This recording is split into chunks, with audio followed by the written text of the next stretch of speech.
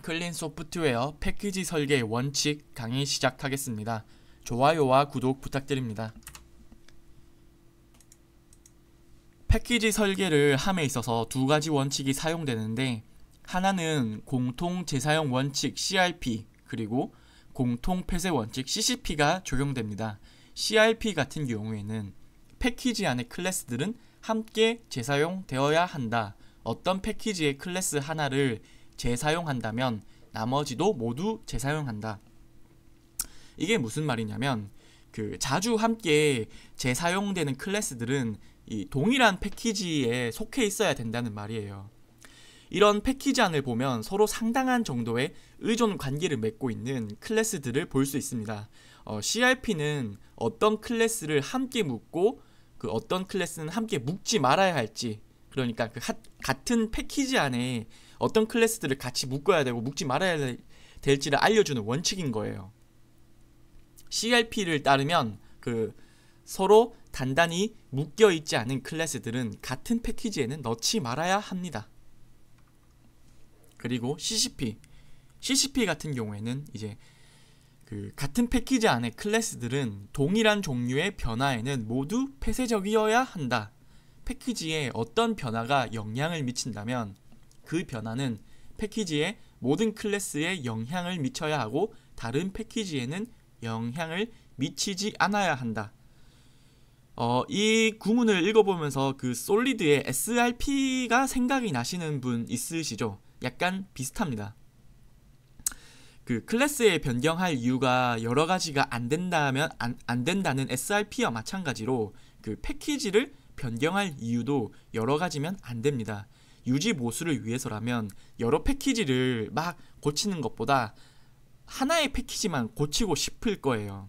그게 가장 유지 보수하기도 좋고 릴리즈하기도 가장 편한 거잖아요. 그러니까 하나의 패키지만 수정한다면 그 패키지에는 그 패키지에 의존하지 않은 다른 패키지들은 검증할 필요도 없기 때문에 이런 CCP를 지켜주는 것도 중요합니다. 그래서 이 CCP는 우리에게 동일한 이유로 변할 것 같은 클래스들은 한 장소에 모아 놓으라고 권장합니다. 만약 클래스 두 개가 물리적으로 개념적으로 단단히 결합되어 있어서 언제나 함께 변경해야 된다면 이 둘은 같은 패키지에 속해야 됩니다. CCP는 OCP, 그러니까 솔리드에서 OCP, 오픈 클로즈드 프린시플에서 C, 클로즈드를 의미하고, 다만 100% 폐쇄를 이룰 수는 없어요. 그렇지만 이 CCP는 특정 종류의 변화에 개방되어 있는 클래스들을 같은 패키지 안에 좀 몰아넣어서 이 전략을 사용하시는 게 좋습니다. 요구사항의 변화가 오더라도 요구사항의 변화가 왔을 때 그에 따른 변경할 패키지 수를 최소한으로 가져가는 거예요. 다음 살펴보실 것은 패키지 결합도의 원칙입니다. 패키지 간의 의존 관계는 항상 비순환 원칙을 따라야 합니다. 이 ADP라고 부르기도 하는데, 패키지 의존성 그래프에서 순환을 허용하면 안 됩니다. 흔히들 이거를 많이 안 지키시는 분들도 생각보다 많으시더라고요. 그러니까 쉽게 좀 설명드리자면, 상위 패키지가 있고 점점 하위 패키지들이 있으면은 이렇게 보통 상위가 하위 패키지를 참조하는 구조로 많이들 짜요. 근데 이렇게 방향을 가지면서 서로 패키지들 간에 참조를 하게 되는 거죠. 근데 지금 이 그림에서는 자기 자신으로 다시 한번 돌아올 수 있는 경우는 없어요. 여기 다이알로그스 패키지를 보시면은 이 다이알로그스가 다시 윈도우스 패키지를 참조하고 있죠. 근데 다시 윈도우스는 아무것도 참조 안 하고 있으니까 다시 이렇게 다이알로그스를 역참조하는 방향은 없으니까 이거는 지금 ADP를 지키고 있는 거예요. 그러면 여기서 다이알로그스가 변경이 일어나면은 어떻게 되나요? 여기에서 보시는 이 태스크스와 어플리케이션 패키지를 관리하는 팀이 다시 영향을 받게 돼요. 다이알로그스가 만약에 릴리즈 되면은 이 태스크스와 어플리케이션 팀도 다시 한번 이 바뀐 다이얼로그스를 이제 적용을 해야 되는 거죠. 근데 그래도 다이알로그스가 바뀌어도 뭐 모어 태스크스나 태스크 윈도우 이런 패키지들은 이제 영향을 안 받기 때문에 이 팀들은 이 다이알로그스 패키지 변화에 영향을 안 받게 되는 것을 알 수 있습니다. 근데 만약에 다이알로그스가 그 변경이 돼서 이 어플리케이션에 이렇게 그 참조를 하게끔 이렇게 바뀌면은 이제 이럴 때는 어떻게 되는 건가요? 자, 다이알로그스가 다시 어플리케이션을 참조하게 되죠. 근데 어플리케이션이 다시 태스크스를 참조하고 태스크스 패키지가 다이알로그스를 참조하고 있어요. 이러면은 순환이 생기죠. 그러니까 결국 다시 또 나한테 돌아오게 되는 거예요. 이렇게 되면 이제 뭐가 이게 안 된 그 최악이냐면은, 만약에 이 태스크스가 릴리즈를 이제 얘가 변경이 돼서 릴리즈를 하려고 하면은 이 팀은 가장 먼저 해야 될 게 그 지금 태스크스가 참조하고 있던 모어 태스크스와 다이알로그스, 과거에는, 그리고 DB, 과거에는 이 패키지 3개와 테스트를 하면 됐는데, 지금 같은 경우에는 이제 이 태스크스가 이제 어플리케이션도 결국 연결이 되는 거잖아요. 그래서 어플리케이션이랑도 한번 합을 맞춰봐야 되고, 근데 또 이 어플리케이션이 또 메시지 윈도우랑 태스크 윈도우도 이제 참조를 하게 되니까 결국 태스크스가 한번 릴리즈 되면은 그와 더불어 이 모든 패키지들이 이제 이 태스크스와 합을 맞춰야 되는 거니까 되게 릴리즈에 있어서 되게 비효율적으로 변하는 거죠. 그렇기 때문에 항상 그 패키지 관계는 이렇게 순환이 생기면 안 됩니다. 그리고 사실 그 자식이 또 이런 것도 있어요. 같은 형제 레벨의 패키지를 서로 상호 참조하는 것도 그 순환을 가진다고 표현하는 사람도 있어요. 그러니까 상호 참조하는 것도 같은 이 형제 계층끼리, 형제 패키지끼리 상호 참조하는 것도 이제 위반이다라고 하시는 분들도 있고, 또한 바로 이 밑에 패키지가, 자식 패키지가 바로 그 위에 부모 패키지를 바라보는 그 참조하는 경우도, 근데 그건 당연히 상식적으로 되게 안 좋은 거예요. 바로 자식이 부모 패키지를 바로 사용하게끔 그 코드 작성을 하시면 안 됩니다. 네. 그러면은 그러면 자, 다시 한번 이 다이알로그스가 무조건 어플리케이션 패키지를 바라봐야 되는 상황이 생겼을 때, 그럼 이거를 어떻게 막을 수 있을까? 크게 2가지 방법이 있습니다.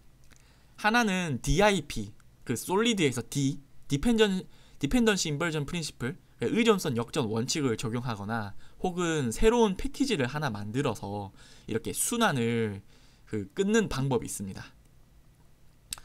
뭐 그거는 때에 따라서 이제 판단을 하시면 돼요. 그 밑에 방법이 좋을지 위에 방법을 사용할지. 흔히 이 DIP 같은 경우에는 또 되게 중요해요. 이게 순환 같은 거 끊고 싶을 때 되게 많이 쓰이는 원칙이라서 잠깐 한번 설명을 드릴게요. 이걸 어떻게 하냐면은 이제 이런 식으로 하는 거예요. 기존에 이 다이알로그스가 어플리케이션 패키지 안에서 사용하고 싶은 클래스들의 그 메서드들을 따로 인터페이스로 뚫어서 그 인터페이스를 다이알로그스에 가지게끔 하는 거예요.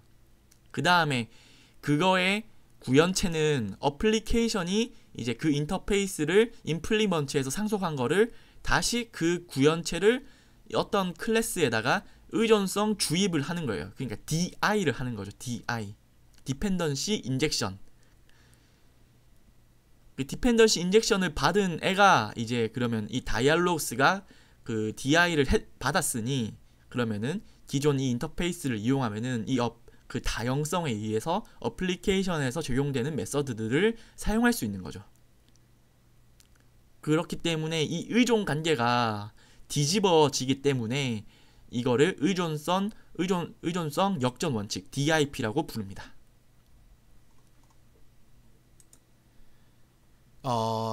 패키지 구조는 하향식으로 설계할 수 없습니다. 이 하향식 설계라는 것은 이제 위에서부터 처음에 그 프로젝트가 세팅되었을 때부터 이제 그 차근차근 하는 거를 이제 역으로 하는 게 아니라 차근차근 진행되는 방식을 하향식 설계라고 하는데, 이게 시스템 초기에 설계하는 게 불가능해요. 왜냐하면은 그 사실 패키지 설계는 그 어플리케이션의 기능을 기술하는 일과는 거의 아무런 관계가 없어요.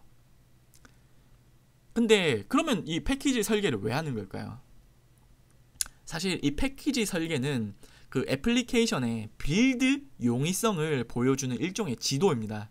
아까 전에도 그 어떤 패키지가 변하면은 어떤 패키지들이 영향을 받고 영향을 받지 않고를 이제 구분할 수 있게 되었잖아요. 근데 이렇게 그 패키지 설계를 잘 해놓으면은 팀별로 관리를 할 수 있는 거예요.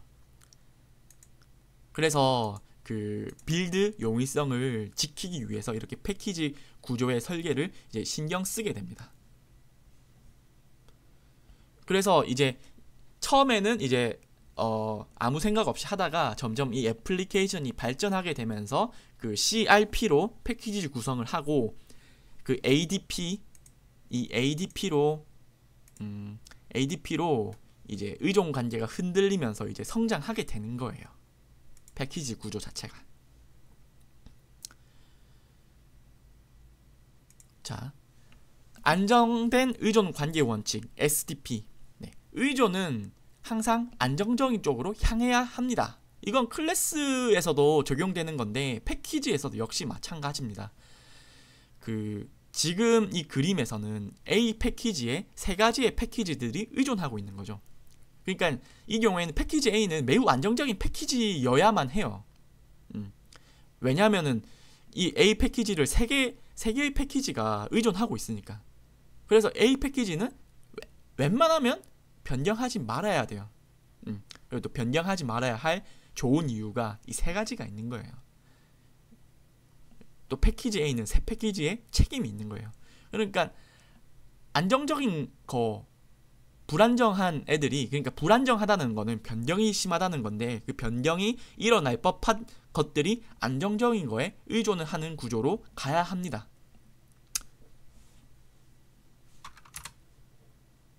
자, 그럼 이번에는 한번 이번 그림에는 자, 이 패키지 A는 되게 불안정한 구조예요. 왜냐하면 이 패키지 A가 외부의 세 개의 패키지에 의존을 하는데